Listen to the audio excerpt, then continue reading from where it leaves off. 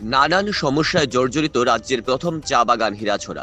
ন্যায্য মজুরি সহ প্রাপ্য অধিকার ও সুযোগ সুবিধা থেকে বঞ্চিত বাগান শ্রমিকরা।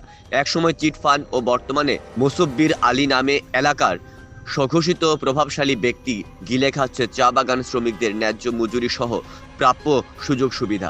এমনটাই অভিযোগ শ্রমিকদের দীর্ঘদিনের এই সমস্যার ব্যাপারে সম্প্রতি স্থানীয় বিধায়ক বিরজিৎ সিনহার প্রতিক্রিয়া জানতে চাইলে তিনি বলেন, রাজ্যের প্রথম চা বাগান হলো এই হীরাছড়া চা বাগান। একসময় বাগান পরিচালনা করেছিল একটি চিটফান্ড।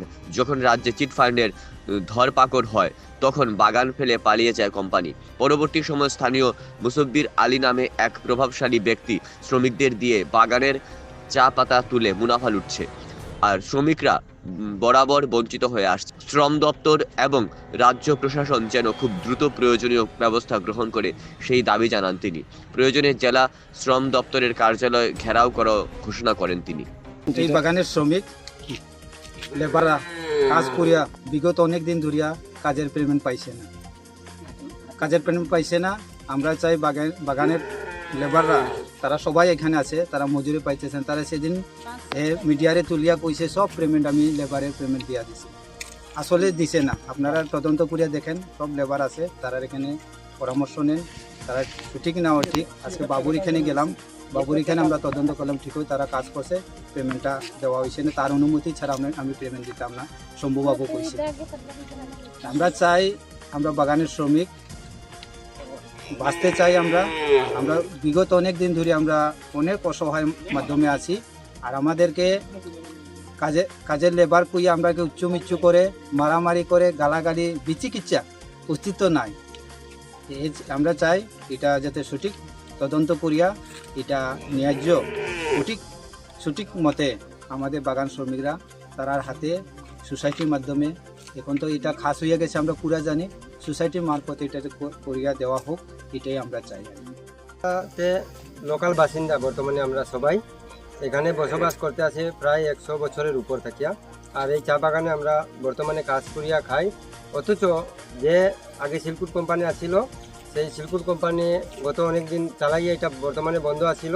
এখন যে সানশাইন কোম্পানি আইয়া এই কয়েকদিন লিডিং করার পরে এখন বর্তমানে যে কাজ করাইয়া টাকা পয়সা দেয় না, অথচ আমরা যে মজুরিগুলো পারফেক্ট পাই না। আর এখন যে চালাইতে আছে এর নাম হইল মোসব্বির আলী। তাইনে কইতে আছে আমি বাগানের ডাইরেক্টর। এই ডাইরেক্টর তাইনে যদি হয় তাহলে আমরা অনেক দাবি দুবা আছে, যেমন ধরেন পিএফের টাকা আর রেশন এবং ন্যায্য মজুরি। এটা নিয়ে আমরা একটা করছি। আমরা আলাপ আলোচনার মাধ্যমে একটা কমিটি গঠন করার পরে তাইনে আমরা ডাকছি, তাইনে আইতে চায় না। অথচ বাগানের মালিক কে আমরা তদন্ত করছি, তখনও তাইনে কয় না যে আমি মালিক। তাইনে এমনিতেই কয় কিন্তু মালিক, কিন্তু কাগজ কলমে মালিক না তাইনে।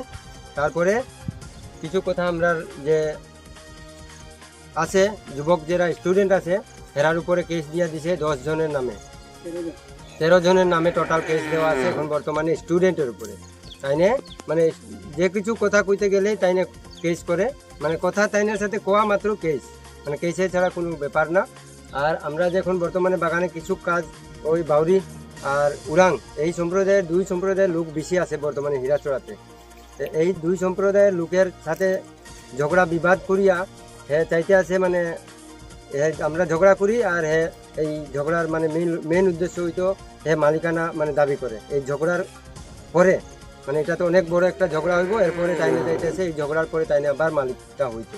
আমরা চাইতে আছি এসডিএম স্যারের কাছে বা আইনত যারা বাগানের ইয়েতে আছে লেবার ইন্সপেক্টর বা বাগানের যে টি পর্যটন যারা অফিসারগুলো আছে এরার কাছে আমরা এই নিউজটা পৌঁছাইতে চাই যে আমরা এই হীরাছড়া চা বাগানটা সুষ্ঠু তদন্ত করিয়া আর আমাদের যে ন্যায্য মজুরি, অথচ বাগানটা আমরার হাতে তুলিয়া দেও।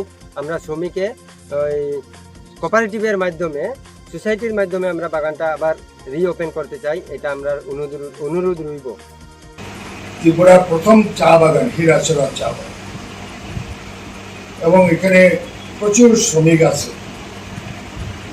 এরা চা বাগানের উপরে নির্ভরশীল। চা বাগান শেষ হয়ে গেলে শ্রমিকদের ভবিষ্যৎ অন্ধকার।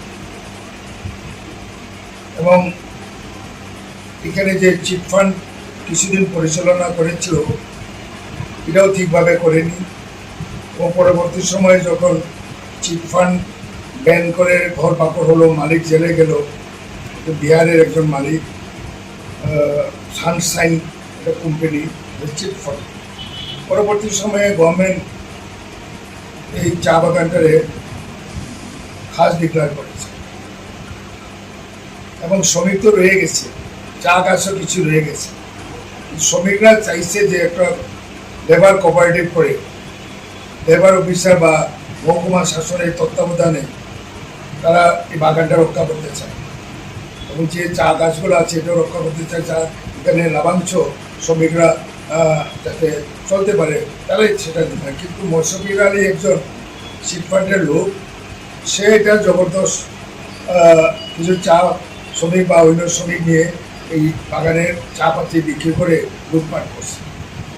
তো আমরা সরকারের কাছে আমি অনুরোধ করব, এখানে অফিসার পর্যায়ে বা জেলা শাসক পর্যায়ে এটা তদন্ত করে শ্রমিকদের সঙ্গে বৈঠক করে শ্রমিকের একটা কোঅপারেটিভ করে গভর্নমেন্টের তত্ত্বাবধানে যদি চা বাগানটা রক্ষা হয়, শ্রমিকরা ন্যায্য মজুরি পায়, তাদের যে অধিকার প্রভিডেন্ট ফান্ড ইত্যাদি এটাও কিছু পাচ্ছে না। তো গভর্নমেন্টকে এগিয়ে আসা উচিত। লেবার ডিপার্টমেন্ট শুধু জগন্নাথ হয়ে বসে আছে, লেবার ডিপার্টমেন্ট একটা সক্রিয় হওয়া উচিত।